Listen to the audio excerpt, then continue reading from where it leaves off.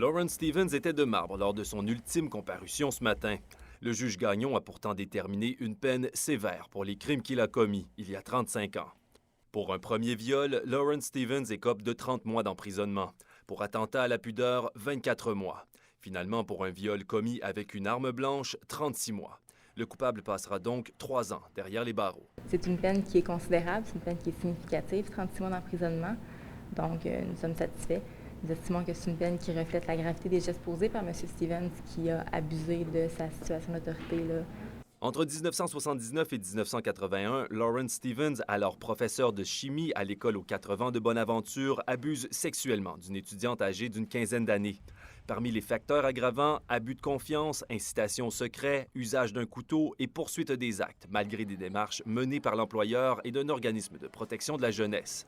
Lors du premier viol, la victime était vierge. Le juge Gagnon s'est rallié à la suggestion commune des parties, a imposé la peine qui a été suggérée tant par le DPCP que la défense.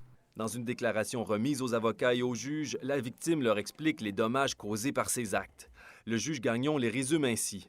Perte de confiance, honte, détresse psychologique, dégoût d'elle-même, relations conjugales perturbées. Un fardeau avec lequel elle a dû composer pour le reste de sa vie. Il y a des motifs juridiques qui sont mis de l'avant qui nécessitent l'intervention de la Cour d'appel.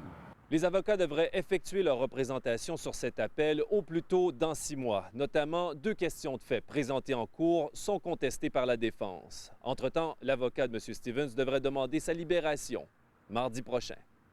Alexandre Courtemanche, Carleton-sur-Mer.